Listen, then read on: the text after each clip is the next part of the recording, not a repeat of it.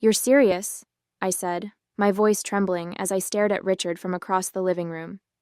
You want me to give you $3,000, on top of the $4,000 I already give you every month? He leaned back in his recliner, folding his arms over his chest like a king issuing an order. I need a new car, he said, his tone clipped and matter-of-fact. The old one's falling apart. I don't see what the big deal is. You've got the money. I felt my chest tighten. The big deal, Richard, is that I've already sacrificed enough for this household. I cover the bills, the groceries, your utilities. I even helped pay off Adam's credit cards. Now you want me to buy you a car? Yes, he said, his voice rising. Because I deserve it. I've done enough for this family. It's time for you to pull your weight. Pull my weight. The words hit me like a slap. I'd been financially supporting this household for years, working tirelessly to keep us afloat while my father-in-law and my husband, Adam, treated my paycheck like a bottomless ATM. And now, the one time I set a boundary, Richard had the audacity to call me selfish. I'm not doing it, I said firmly, standing my ground. You'll have to figure out another way. His face twisted with rage, the vein in his forehead bulging. You're just like your mother, always thinking you're better than everyone else. He stood abruptly, his movements sharp and aggressive. Don't you dare disrespect me in my own house. Your house? I shot back, my voice shaking. This house is paid for with my money, Richard. Before I could react, he lunged forward, shoving me with both hands. I felt my feet slip on the hardwood floor, and then I was tumbling down the stairs. The world blurred as pain shot through my body. I landed hard at the bottom, my arm twisted beneath me and my head pounding from the impact. For a moment, I couldn't move. The pain was overwhelming, and tears stung my eyes as I tried to catch my breath. Above me, Richard stood at the top of the stairs, his face still contorted with anger. That's what happens when you don't respect me, he spat, before turning and stomping back into the living room. I expected Adam to rush to my side, to help me up or at least ask if I was okay. But when he appeared at the top of the stairs, his expression was blank, almost bored. You should have just given him the money, Maya, he said with a shrug. You know how he gets. My name is Maya, and for the past 4 years I've been the financial backbone of a household that doesn't respect me. I married Adam because I thought we were building a life together, but it quickly became clear that his priorities were tied to his father, Richard. When Richard's health began to decline, I agreed to move into his home to help out. What I didn't realize was that helping out meant funding everything: rent, utilities, food, and even Richard's personal expenses. At first, I thought it was temporary. I told myself that Adam and Richard appreciated what I was doing, even if they didn't always say it. But as time went on, their sense of entitlement grew. Adam stopped working entirely, claiming he needed to be home to support his father. Richard, meanwhile, began making bigger and bigger demands, treating my paycheck like it belonged to him. Still, I stayed. I told myself it was for the good of the family. But lying at the bottom of those stairs, bruised and aching, I realized the truth. This wasn't a family. It was a one-sided arrangement where my value was measured solely by what I could give, and I was done. That night, I packed a bag. I didn't say a word to Adam or Richard as I grabbed my things and walked out the door. My heart pounded with a mix of fear and determination, the sting of their betrayal still fresh. I didn't know exactly where I was going, but I knew I couldn't stay. I checked into a motel and sat on the edge of the bed, my phone clutched in my hands. I could feel the weight of what had just happened pressing down on me, but I wasn't going to let it break me. For years, I had been their safety net, their source of stability. Without me, they'd fall apart, and this time I wasn't going to catch them. The next morning, I made the call. Angela, I said when the lawyer answered, I need your help. It's about my husband and his father. Meeting Angela, my lawyer, felt like the first breath of fresh air I'd taken in years. She listened carefully as I explained everything, how I'd been covering all the household expenses, how Richard had demanded more money for a car, and how the confrontation had ended with me at the bottom of the stairs. You've been financially supporting your husband and father-in-law entirely on your own? Angela asked, raising an eyebrow. I nodded. For the past 4 years. Every bill, every expense, everything comes out of my pocket. And your name is on the mortgage or deed of the house? She asked, flipping through her notes. It's all in my name, I said, my voice firm. They couldn't qualify for the loan without me. I pay for it. I own it. Angela's lips curved into a small, knowing smile. Then this is your house, Maya, not theirs. We'll start with eviction papers for both of them. The thought of evicting Adam and Richard made my stomach churn with a mix of guilt and satisfaction. For years, I'd put their needs above my own, convincing myself that I was doing the right thing. But that night on the stairs, I realized that kindness and loyalty meant nothing to people who only saw me as a means to an end. What about Richard pushing me? I asked. He could have seriously hurt me. We'll include that in the lawsuit, Angela said firmly. You're not just evicting them, you're holding them accountable for their behavior. Let's make sure you get justice. The next few weeks were a whirlwind of preparation. Angela helped me gather all the evidence I needed to support my case. Bank statements, receipts, even text messages where Richard and Adam made their entitled demands. Seeing everything laid out in black and white was both validating and infuriating. For years, I had convinced myself that I was overreacting, that things weren't as bad as they seemed. But the numbers didn't lie. I'd poured tens of thousands of dollars into that house while Adam and Richard contributed nothing but complaints and criticism. Angela also encouraged me to document the incident on the stairs. We'll need to show that there's a history of abusive or threatening behavior, she said. This isn't just about money. It's about creating a safe environment for you moving forward. Safe. The word hit me harder than I expected. For years, I'd put my safety, both emotional and physical, on the back burner, prioritizing the needs of others. Now, for the first time, I was fighting for myself. Meanwhile, I started making quiet plans to rebuild my life. I found a small apartment close to my job and began moving my things there in secret, one carload at a time. The house still felt like a minefield, and I avoided Adam and Richard as much as possible. Adam barely noticed my absence. He spent most of his time glued to the couch or arguing with his father about God knows what. Richard, meanwhile, was still fuming over my refusal to buy him a car.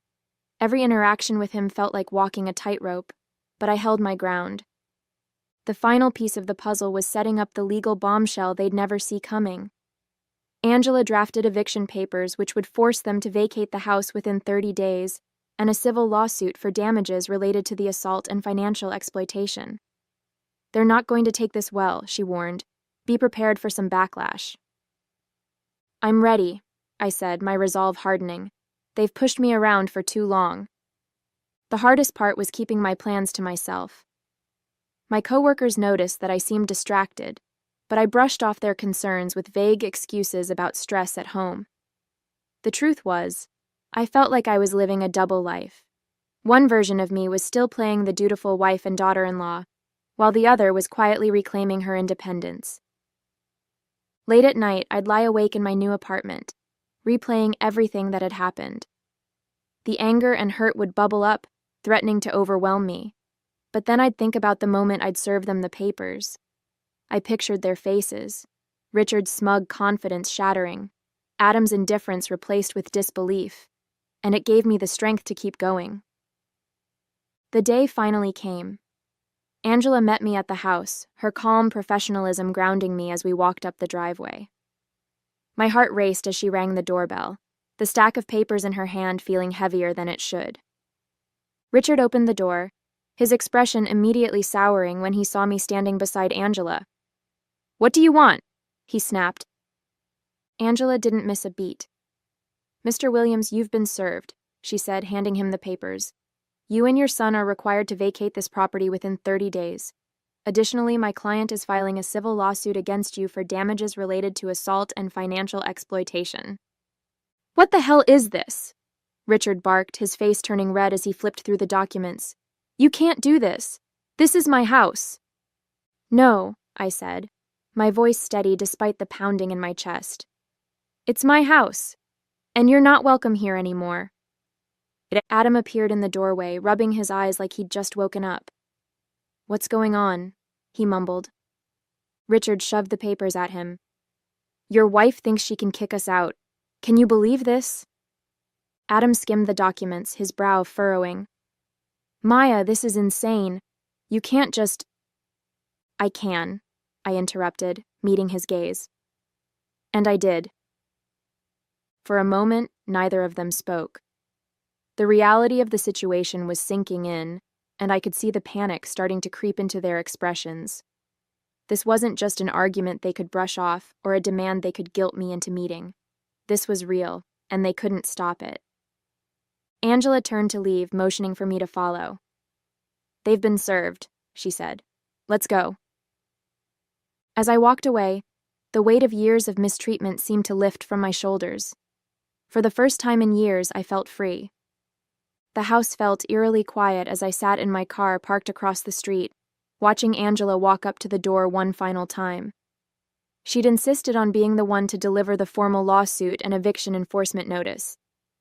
This was the moment I'd been waiting for, the moment when Richard and Adam would finally realize the gravity of what they had done. I saw Angela ring the doorbell and stand confidently with the papers in hand. Moments later, Richard opened the door, his expression shifting from irritation to confusion, and finally to pure, unadulterated rage. Even from my car, I could hear his voice erupt. This is ridiculous, he bellowed, his fists clenched at his sides. She can't do this to me. I've lived in this house for years. Angela's voice remained calm and professional. Mr. Williams, as I explained the last time we served you, this property belongs solely to my client, Maya. You've had your 30-day notice, and as of today, you are legally required to vacate. Any refusal to comply will result in further legal action. Adam appeared behind him, his hair disheveled and his face still puffy with sleep. He squinted at the papers Angela handed him and groaned. Maya, seriously? What is all this? Angela didn't flinch. This is a civil lawsuit for damages totaling $20,000, including compensation for the physical assault, financial exploitation, and emotional distress caused by both Mr. Williams and Mr. Adam Williams. These proceedings will move forward regardless of whether you vacate today. Richard's face turned beet red, and I could see the anger boiling over. He snatched the papers from Adam's hands and ripped them in half, tossing the pieces onto the porch. You think this is going to scare me? He shouted. You can't evict family. This is my house. Angela didn't blink. That's for the court to decide, Mr. Williams. But for now, the sheriff's department will be here shortly to ensure that the eviction is carried out. Richard slammed the door in her face, but not before I caught a glimpse of Adam standing behind him, wide-eyed and panicked. For the first time, he seemed to grasp that this wasn't just another argument that could be smoothed over. This was real, and there was no way out. Angela returned to the car, her steps purposeful as she slid into the passenger seat. They're fuming, she said with a wry smile. But I doubt they'll try anything stupid. The sheriff will handle it from here.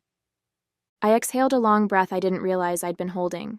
For years, I'd been the one stuck in the cycle of giving in, of letting their entitlement, abuse, and disregard wear me down. But now, for the first time, I was the one holding the power. It felt foreign, but it also felt good. As we waited for the sheriff, I allowed myself to imagine the scene inside the house. Richard pacing furiously, ranting about how unfair this all was. Adam probably slumped on the couch, scrolling through his phone to avoid engaging. Their dynamic had always been the same. Richard barking orders, Adam following along, and me cleaning up the mess. But not anymore. When the sheriff's car pulled up, Richard stormed outside, yelling at the officers about how he'd been wronged. She's lying, he shouted. This is my house. I've lived here for decades. She can't just throw me out like this. The lead officer calmly reviewed the paperwork Angela handed him. This property is legally in Ms. Maya's name, and these eviction proceedings are valid, he said firmly. You've been given ample notice, Mr. Williams. You need to gather your belongings and vacate immediately." "I won't!" Richard roared, his voice hoarse with fury. "You'll have to drag me out of here." Adam finally stepped outside, holding a hastily packed duffel bag. He looked at me from across the street, his face a mixture of anger and confusion. "Why are you doing this, Maya?" he called out. "We're family." That word, family, cut through me like a knife. They'd used it as a weapon for years, twisting its meaning to justify their entitlement and disrespect, but I refused to let it hold me hostage any longer. I stepped out of the car, meeting Adam's gaze with a calm I didn't know I had. "Family doesn't push you down the stairs," I said, my voice steady. "Family doesn't take your money and treat you like you owe them everything. This house is mine, my life is mine, and I won't let either of you take anything more from me." Richard shouted something incoherent from the porch, but I didn't hear him. My focus was on Adam, who stared at me for a long moment before finally lowering his eyes. For once, he had no comeback, no excuses.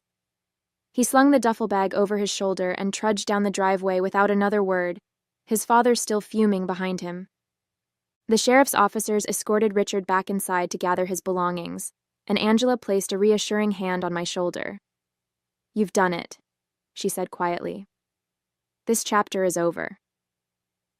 As I watched Adam and Richard leave the house for the last time, I felt a surge of emotions, relief, pride, and an overwhelming sense of freedom. This wasn't just a victory in court, it was a victory for myself. For the first time in years, I'd stood up to the people who had tried to diminish me, and I'd won. I turned to Angela, a small smile tugging at my lips. "Let's go," I said. "I've got a life to rebuild." The house felt so much larger once Richard and Adam were gone. As I walked through the quiet rooms, I was struck by how different everything seemed. Without their constant presence, the space that had once felt suffocating now felt like a blank canvas, a place I could finally reclaim as my own. The sheriff had left a short while ago, taking with him the last traces of their entitlement. Richard had resisted until the very end, ranting about how unfairly he'd been treated, but there was nothing left for him to cling to. Adam had been quieter, a shadow of the man who'd once promised to build a life with me. Watching him leave, dragging his duffel bag down the driveway, had been bittersweet. I felt no anger anymore, only pity. Angela stayed with me as I locked the front door. "You've done something not many people have the courage to do," she said, her tone warm.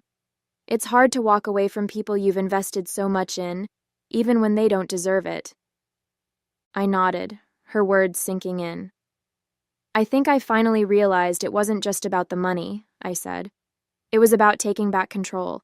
For years I let them make me feel like I didn't have a choice, like I owed them everything. But I don't owe them anything." Over the next few days, I began to rebuild my life, piece by piece.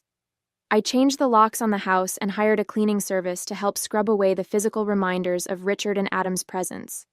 It felt symbolic, almost therapeutic, to erase the mess they'd left behind. For the first time in years, I didn't feel like a stranger in my own home. Friends and coworkers reached out to check on me, offering words of encouragement and support. "You're amazing for standing up for yourself," Lily said over coffee one afternoon. "It would have been so easy to just keep putting up with it, but you didn't." "I think I just reached a breaking point," I admitted. When Adam told me I should have given Richard the money, I realized he didn't care about me at all. And if he didn't care, then why was I giving so much of myself to him? Lily nodded. "It's hard to see that when you're in it, but you're out now. That's what matters."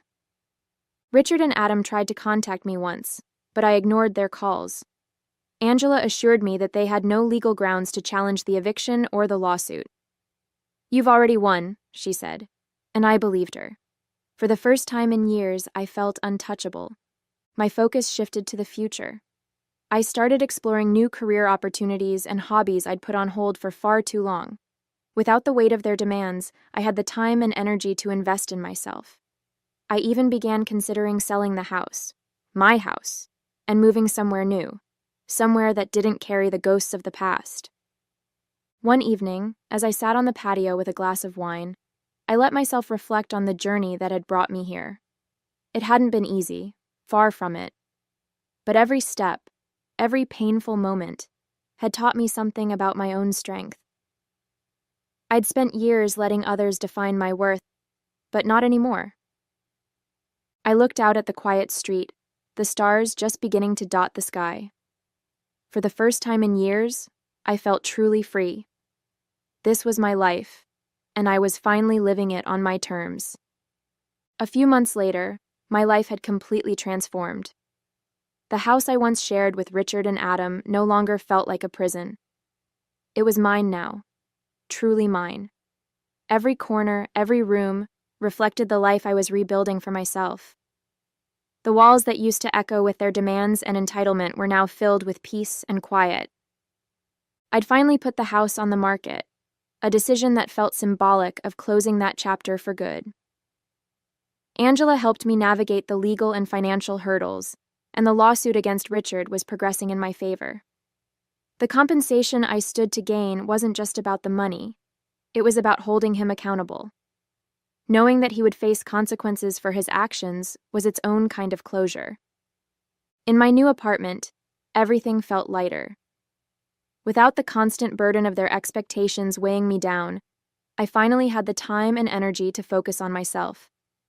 I took up yoga, started painting again, and even planned a trip to a quiet coastal town I'd always wanted to visit. For the first time in years, I felt like I was living, not just surviving. The people in my life noticed the change. "You look happier," Lily said during one of our coffee dates. "Like a weight's been lifted." "Because it has," I said with a smile. "For years I thought walking away meant giving up. But now I realize it was the bravest thing I've ever done." She raised her cup in a mock toast. "To brave new beginnings." "To never settling for less," I added, clinking my cup against hers. Richard and Adam's absence no longer haunted me. I stopped replaying the events of that night on the stairs or wondering if I'd done the right thing. I knew I had. They'd tried to make me feel small, but in the end, their actions had only made me stronger. I didn't need their apologies or explanations to move on. I'd built a new life, one they had no part in, and that was enough. The lawsuit's final judgment came a few weeks later.